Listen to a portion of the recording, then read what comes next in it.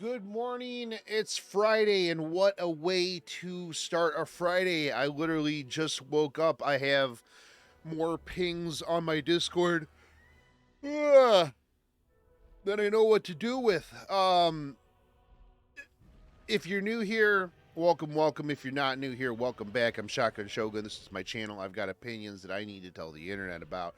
I'm gonna preface this video by saying that if at any point you were against the Arya art nerfs, and you come in my comment section and you're like, Shotgun Shogun, these are good, I will ban you. Yeah, I'll ban you instantaneously because your opinion's garbage and it's completely useless. Because, as I have said multiple times, constantaneously, do you trust Smilegate to actually nerf your characters without turning them into a walking pile of garbage? And everybody's like, but it's needed. And also, here's one of the other things, Smilegate. First off, fuck you. I I went to bat for you. People were like, "Oh man, imagine if Scamgate gave us a selector and everybody picked Hua Young, and then immediately afterwards they nerfed Hua Young." This is the scummiest bullshit that you could have ever pulled to all of the people who pulled Hua Young to help them with Guild Wars, help them with Arena. Sure, she's not used in RTA. Literally, she's not a problem in the slightest in RTA anymore, unless you're in Bronze or you just refuse to build any of the answers or just ban her. So, you know what? Again, if you're Bronze in RTA and you think that she was a huge problem and you didn't just ban her or build Shu or Operator Sigrid or Kisei or cleaved her with Ida or disabled her, silenced her, did anything like that, then your opinion also is invalid. But and now that my mini rant here is over with, I'm not going to make this video super long. I'm going to talk about how dog shit this character is now, and how I'm no longer going to be spending money on Epic 7 because of shit like this. Anyways, this is a pre-announcement to the balance pad adjustment of 5-star Covenant hero Hua Young. It'll take effect on the 27th. We will release a separate announcement for other hero candidates that will be part of the upcoming 1027 balance adjustment 2 weeks before the update. So everybody is already like, oh, they're gonna nerf Aravi, they're gonna nerf C. Lilius, they're gonna nerf this, they're gonna nerf that.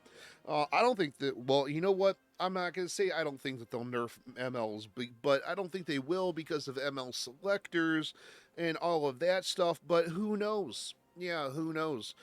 Before we begin, we would like to sincerely apologize for the disruption. The disruption this balance adjustment will cause to our heirs gameplay. With this in mind, we would like to explain and guide you through the process of how we came to the balance of this adjustment. We listened to a whole bunch of bad players. Epic 7's balance adjustment has focused on improving heroes rather than diminishing them to retain the value of the hero that our heirs put time and effort into nurturing them. I've looked at the changes already, and they literally gutted this character. When a hero has too much influence, our response has always been to make appropriate changes by buffing other heroes via periodic balance adjustments. However, although at Epic 7 we have tried several different approaches, it's become evident that 5-star Covenant hero Hua Young's overbearing influence, by the way, less than 50% win rate at Epic 7 World Cup, throughout a large portion of the game has been difficult to suppress. In particular, due to 5-star Covenant hero Hua Young's presence, there has been a significant decrease in the usage of other attack-based heroes in the PvP space. Yeah, okay, because one character is really strong. That is how a meta works. Obviously, whoever wrote this is stupid and doesn't understand how metas work. This shift in hero usage in turn has caused many difficulties as we work to provide appropriate balance adjustments and diversified PvP content. While we sought to reduce her impact in the current meta with several indirect approaches, we concluded that it was necessary to resolve this issue directly. Now, here's the other thing, too, that you have to take into consideration. Just because she's used, what's her win rate? Yeah, what's her win rate? Because I can tell you right now, Unless you are just a strictly bruiser player, I ban Hua Young. You want to know why? Because I'm lazy and I don't want to draft Blue Kisei or Operator Sigret. I'll draft the hell out of some Shu, but I don't want to have to draft the other ones. It's just easier for me.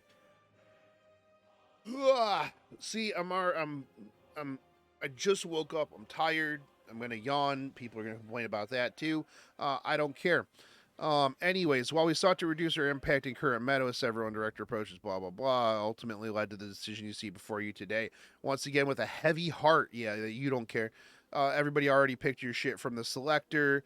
We regret to inform you that Covenant hero Hua Young will be going through a balance adjustment. Just say nerf. The probability and numbers of turns seen below based full and fully enhanced heroes. Okay, so not only are they getting rid of the combat readiness on her S1, but now you have to have a successful attack in order to deal the additional damage. Not only that, but the additional damage is going to be decreased. It's going to be interesting because typically things like extra damage are tied to artifacts as well. It's a singular thing across the board. Now I'm wondering if they're going to indirectly nerf every other fucking artifact. Yeah, and anybody else who does extra damage, like Braceria. So it's the same.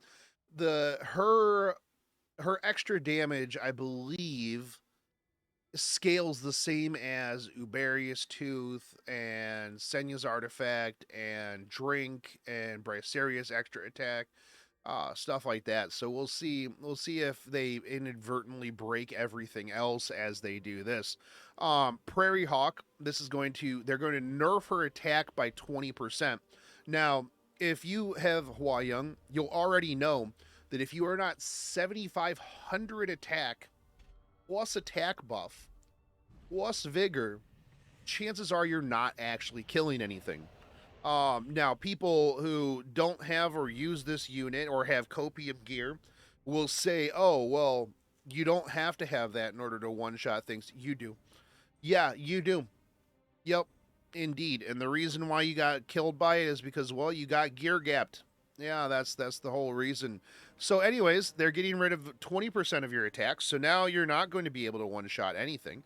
Mostly because Monarch's Flaming Strike penetrating the target's defense is now going to be on a scaling factor, and the damage dealt increase proportional to the difference in HP is gone. That's right. Yeah, so they're getting rid of the damage scaling on the S3. They're making the defense pen on the S3, and required max difference, health difference amount is increased. Now, before it was like 6,667. So who knows what it is now? Probably going to be 10,000, meaning that unless it is like a full-blown fucking tank, you're not killing anything. And they're also increasing the current turn cooldown. The reason why she was so strong was because she had the CR push on her S1, including the S3 low cooldown. Literally, all of this could have gotten rid of by just adding one extra turn cooldown to her S3. So not only, okay, so the damage dealt is increased. There's literally probably no chance that they're going to increase the damage to the point that it was prior. There's no way that they give you the increased damage and then do the defense pen. It's just not going to happen. Yeah. So literally, yeah, it increases proportional up to 100%. So not only are you not getting the full defense pen on the S3, they're getting rid of the damage scaling based on HP. So you're gonna have to have some ridiculous amount probably. It's probably gonna be like 10 to like 15k like different defense. Now they're not getting rid of her survivability, her crit or her crit reduction, anything like that. So that's good. Yeah, that's good. They're not completely gutting everything, but yeah, this is exactly what I've always said. Do you trust Smilegate to dial it back from 11 to 10? Or do you expect them to go from 11 to 6? Because her job with Uberius Tooth was to kill one thing. That's it. That was her job. She now no longer will ever one-shot anything. Yeah, I can't imagine what tank she's going to one-shot, because you're reducing the amount of attack. She already had, it depends on the tank, right? But, like, she really had a hard time dealing with, like, really high HP tanks. Again, if she had no attack buff, she wasn't killing an FCC. She wasn't killing, pretty much anything like that. She, for the most part, required, like I said, about 7,500 attack, along with an attack buff in order to one-shot most things. And she was never killing a POV Aravi. So now POV Aravi can go back to being, you can put her back on Crimson Sea because you don't need POV anymore because, well, they gutted Hua Young. So completely killing this unit, and just making Aravi even stronger. The purpose of the balance adjustment is to ensure that Hua Young remains specialized in contesting enemies with high health. Contesting, not killing. While reducing her excessive influence as a damage dealer.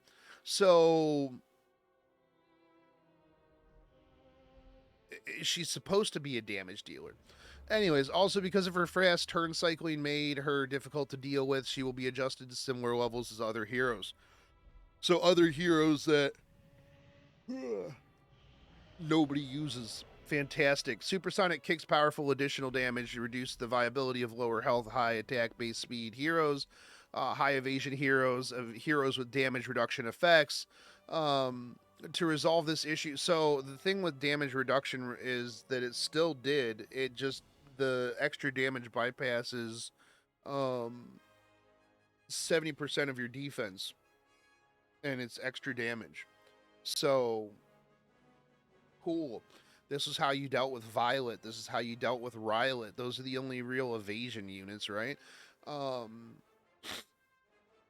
resolve this issue, we plan to add an additional hit to condition to supersonic kick, and reduce the additional damage. To compensate for this loss in damage, we'll slightly increase the basic skills damage dealt so that it inflicts an appropriate amount of damage when accurately hitting the target. Okay.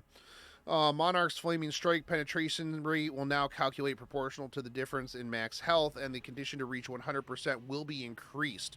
While Hua Young will still be able to inflict significant amounts of damage to heroes with higher max health, her damage against those that do not have much of a difference in health will be reduced. So she's going to be completely useless into anything but like Giga Tank down. Awesome, which nobody's really doing right now. So yeah, okay, cool. Anyways, to alleviate the difficulty of responding to her fast turn cycling, we'll remove her combat readiness, increase effect from supersonic kick, and increase the cooldown of Monarch's Flaming Strike by 1 turn. We hope these changes will increase the diversity in PvP heroes. Well, yeah, because the thing is that nobody's going to use this character anymore. So good job. Yeah, to all the people that, spent a bunch of money to get this character, Triple S, maxed it out, spent all their resources on this, bottled their Uberius Tooth, did whatever they needed to do. Well, rip bozos. Yeah, you know what? I'm out. I'm out of this video. I would go read the comment section, but I'm sure it'll just make me tilted with a whole bunch of bronzies and their bronzy opinions. Telling me all about how this needed this was. Yeah, we're gonna see Rimuru back, most likely a lot more Rimuru back, because not Aravi, but Hua Young was a big threat to him, and yeah, it is what it is. I've got a video later about why game devs shouldn't listen to players. This is one of the reasons. I'll talk to you later. Peace.